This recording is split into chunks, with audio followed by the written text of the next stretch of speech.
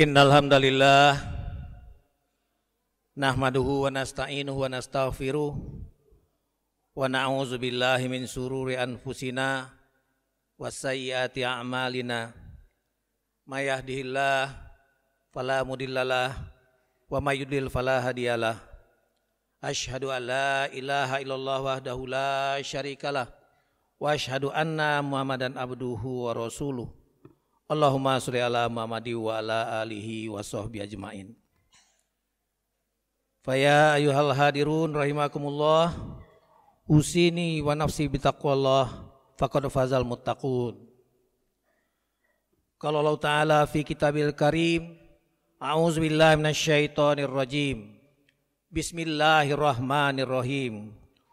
Wallazina hajaru fi sabilillah summa kutilu aw matu layarzuqannahumullah rizqan hasanah wa innallaha lahuwa khairur raziqin. Shadaqallahul azim.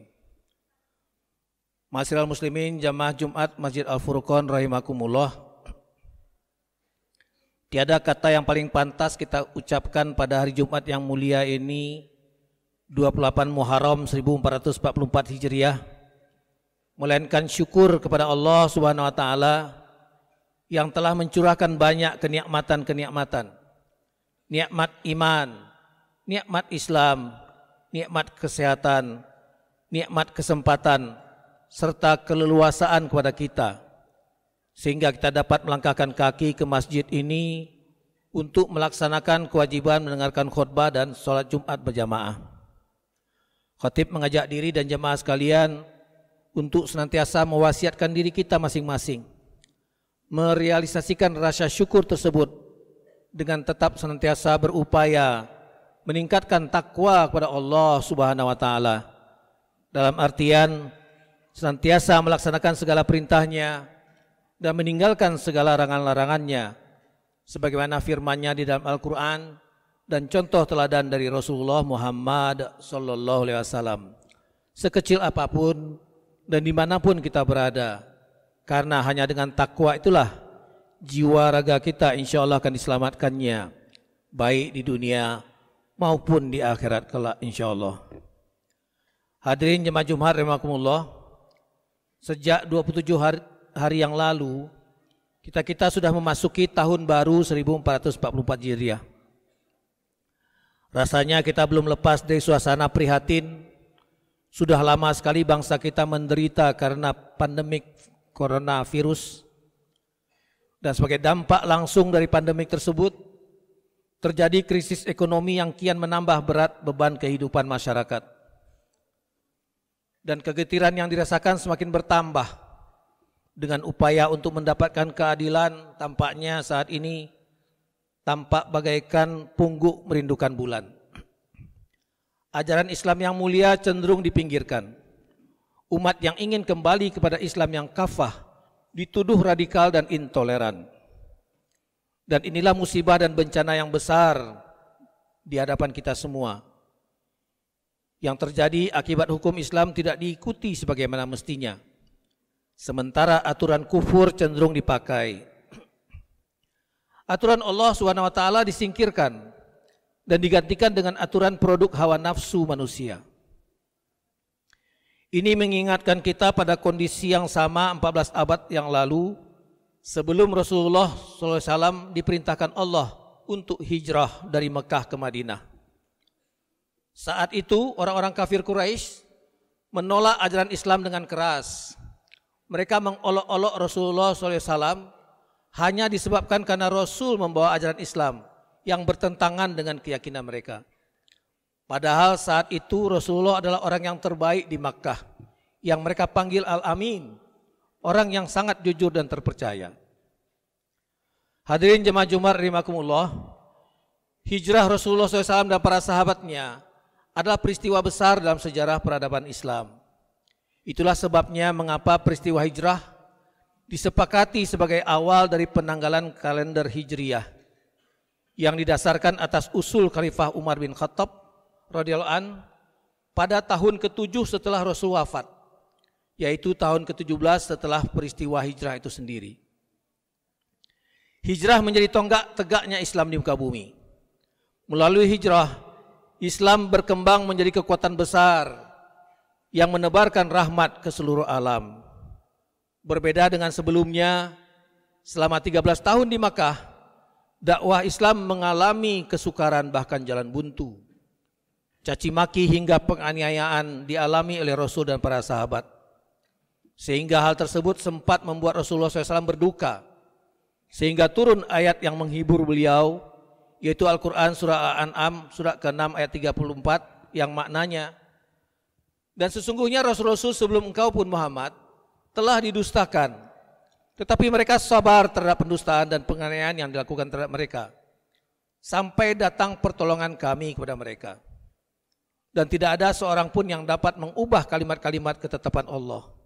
Sesungguhnya telah datang kepadamu sebagian dari berita-berita Rasul tersebut. Hadirin jemaah Jumat rahimakumullah, hijrah adalah pengorbanan. Karena selain harus menempuh perjalanan yang berat dengan jarak yang begitu jauh, kurang lebih 400 km pada saat itu, menggunakan sarana yang terbatas, kaum muslim dalam berhijrah menghadapi dua ujian utama. Pertama, ujian keyakinan, ujian keimanan. Mereka harus meninggalkan negeri asal mereka, meninggalkan harta benda, meninggalkan tempat tinggal bahkan keluarga mereka. Mereka berpindah ke negeri yang di sana tidak ada satupun sanak kerabat.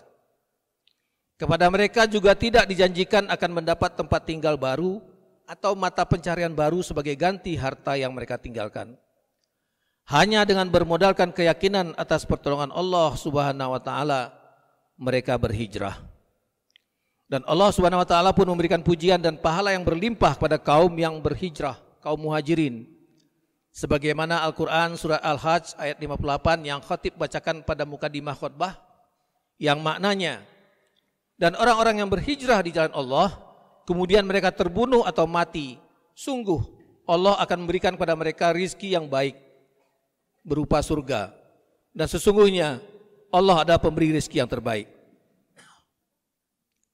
Yang kedua, kaum muslim yang berhijrah menghadapi ujian pengorbanan dan penentangan dari kaumnya.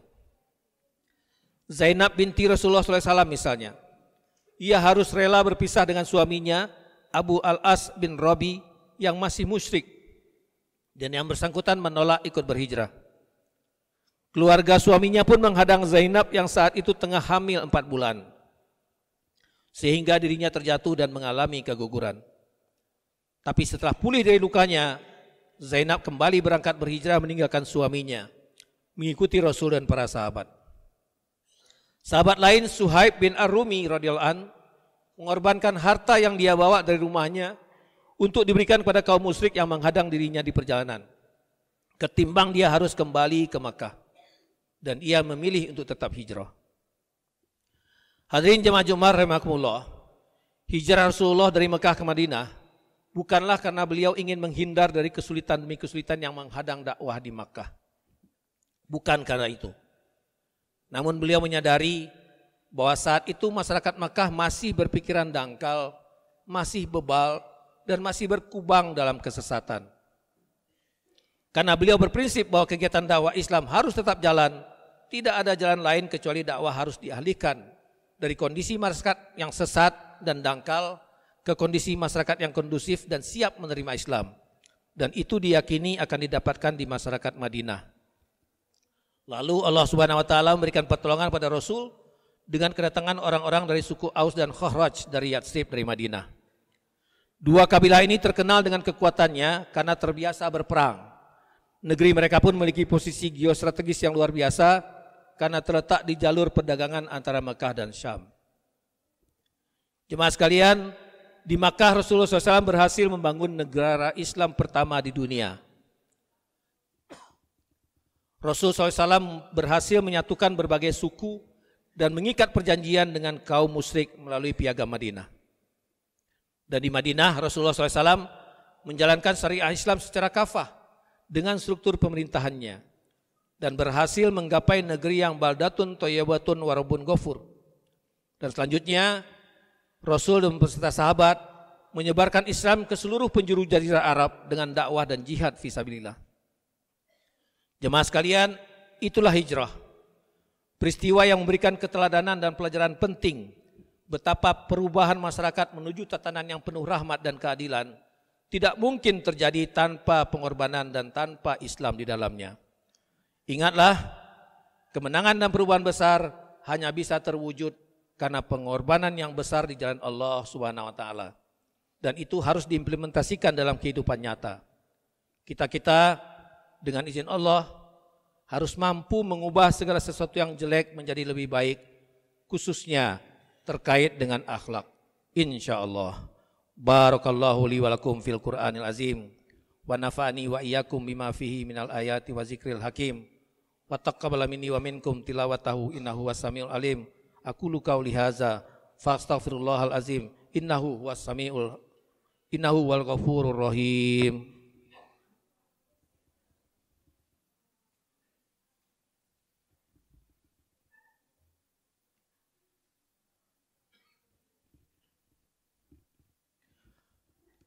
Alhamdulillah lazi arsala rasulahu bil huda wa dinil haqq liyuzhirahu 'alad dini kullih wa kafa billahi syahida.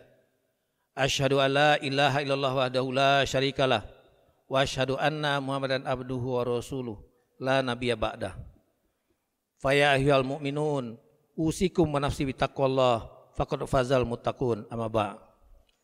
A'udzu billahi minasyaitonir rajim. Bismillahirrahmanirrahim. Allazina amanu wa hajaru wa jahadu fi sabilillah bi amwalihim wa anfusihim a'zamu darajatan indallah wa ulaika humul faizun. Orang-orang yang beriman dan berhijrah serta berjihad di jalan Allah dengan harta benda dan diri mereka adalah lebih tinggi derajatnya di sisi Allah. Dan itulah orang-orang yang mendapat kemenangan. Al-Quran surah At-Taubah ayat 20. Jemaah Jumat rahimakumullah, lantas bagaimana implementasi hijrah itu dalam kehidupan kita sehari-hari? Mari kita berupaya untuk mengubah segala sesuatu yang buruk menjadi yang baik. Ubahlah sifat takabur menjadi tawadu. Ubahlah sifat kufur menjadi bersyukur. Buanglah sikap mudarat menjadi banyak memberikan maslahat. Ganti suuzon dengan husnuzon. Upayakan perubahan dari resah menuju sakinah, dari cemas menuju ikhlas, dan rubahlah maksiat menjadi amal soleh, dan rubahlah kehidupan kesendirian dengan berupaya meningkatkan jamaah, bersosialisasi dan bersilaturahim. Kapan, bagaimana, dan dalam hal apa kita berhijrah? Mari kita berhijrah sekarang juga, dimulai dari diri sendiri dan dimulai dari hal yang kecil. Semoga dengan demikian Allah Subhanahu wa taala senantiasa berkenan memberikan taufik dan hidayahnya sehingga kita mampu melaksanakan hijrah yang hakiki sampai kita nanti diwafatkannya. Amin amin ya rabbal alamin. Innallaha wa malaikatahu yusholluna 'alan nabi ya ayyuhallazina amanu shollu 'alaihi wa sallimu taslima.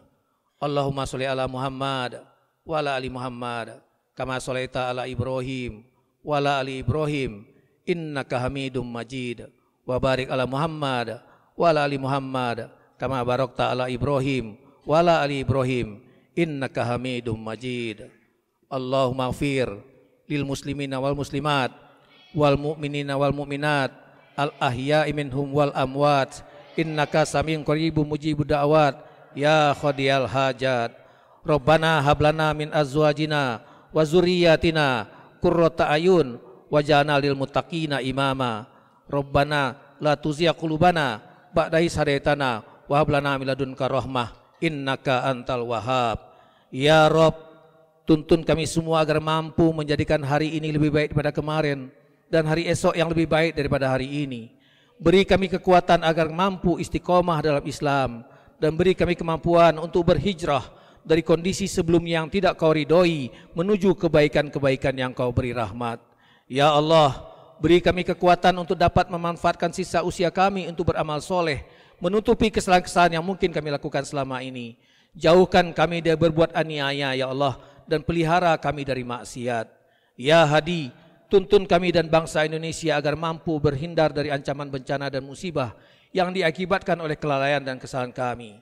Bebaskan bangsa kami dari penyakit-penyakit, ya Allah, khususnya COVID-19 yang sudah berlangsung lama. jauhkan virus itu dari kami, dan sehatkan kami dan bangsa kami. Ya Ghafur, ampuni salah dan khilaf kami ya Allah. Ampuni salah dan khilaf kedua orang tua kami. Ampuni salah dan khilaf pasangan dan anak-anak kami. Ampuni salah dan khilaf guru-guru kami. Ampuni salah dan khilaf orang-orang yang berbuat baik pada kami. Ampuni salah dan khilaf pemimpin-pemimpin kami. Jadikan kami hamba-hambamu yang sentiasa bertaubat, dan taubat kami kau terima. Ya Allah, tuntun kami dan anak-anak kami dapat mengimplementasikan nilai-nilai takwa dalam hidup kami. Dan dengan izinmu ya Allah, berbekal takwa itu kami akan kau ridhoi dan negeri kami kau berkahi. Ya Mumit, kalau tahun ini merupakan kesempatan kami yang terakhir hidup di bumimu, jadikan kebersamaan kami bersama ibu bapa, bersama guru-guru kami, beserta pasangan dan anak-anak kami selama ini menjadi butir-butir zikir dan amal soleh, sehingga mereka ridho kepada kami. Tapi kami bermohon ya Allah, sebelum kami kau wafatkan, pertemukan kami dengan Ramadan 1444 Hijriah mendatang ya Allah. Dan saat kematian menjemput, wafatkan kami dalam husnul khotimah ya Allah. Ketika bibir kami masih bergetar menyebutkan asma La ilaha illallah, La ilaha illallah, La ilaha illallah. Rabbana atina fid dunya hasanah wa fil akhirati hasanah wa qina azabannar. Wa sallallahu ala Muhammadi wa ala alihi washabihi amin. Subhana rabbika rabbil izzati amma yasifun wa salamun ala mursalin walhamdulillahi rabbil alamin. Ibadallah, innallaha ya'murukum bil adli wa ihsan wa itaizil qurba wa yanha 'anil fahsya'i wal munkar wal bar. Ya'izukum la'allakum tadhakkarun. Fazkurullahal azim yazkurukum wad'uhu yastajib lakum. Wala zikrullahi akbar. Wallahu ya'lamu ya tasma'un. Aqimis shalah.